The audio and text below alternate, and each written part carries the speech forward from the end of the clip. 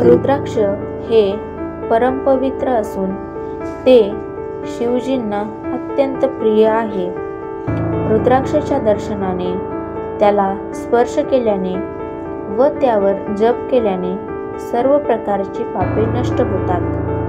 नमस्कार, मी कल्पना आपल्या YouTube चॅनलवरती तुमचे स्वागत करत आहे।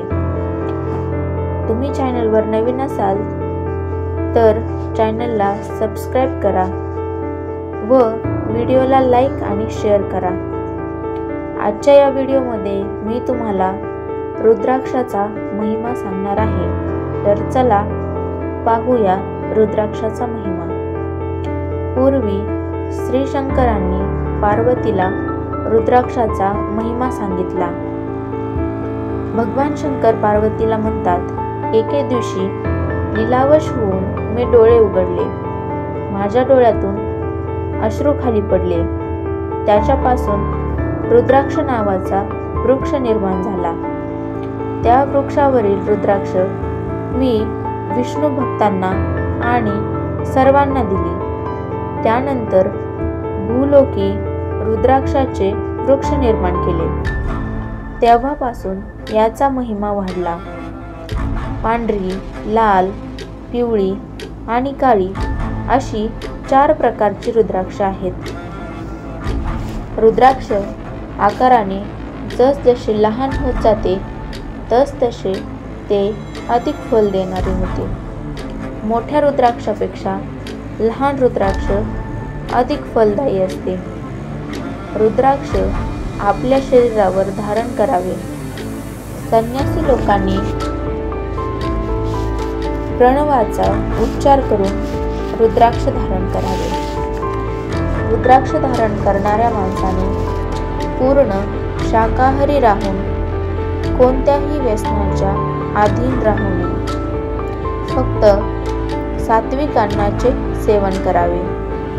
भस्म, त्रिपुंड, रुद्राक्ष व शिवनाम धारण करणारा कोणताही मनुष्य दुराचारी होत नाही।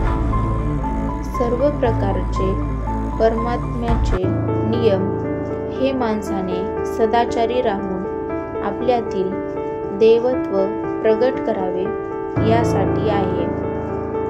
रुद्राक्ष धारण करून जो दुराचाराने वागेल त्याला विविध प्रकारच्या पापांचे प्रायश्चित्त भोगावे लागते। यासाठी सत्संगती करावी, सदाचारी बनावे व रुद्राक्ष धारण करावे। अनेक मुखांची रुद्राक्ष असतात। त्यावर विविध प्रकारची देवदेवता असतात। रुद्राक्षाचे 14 प्रकार आहेत। त्याला धारण करण्याचे मंत्र आहेत।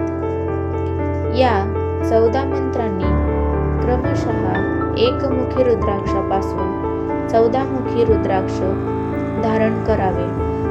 रुद्राक्षामुळे भूत पिशाचाची बाधा होत नाही। हा अशा प्रकारचा रुद्राक्षाचा महिमा भगवान शिवजींनी पार्वतीला सांगितला। त्यांचे कथन केले। भस्म व रुद्राक्ष धारण करून शिवजीची उपासना जर आपण केली तर आपली कोणतीही उपासना ही व्यर्थ जाणार नाही।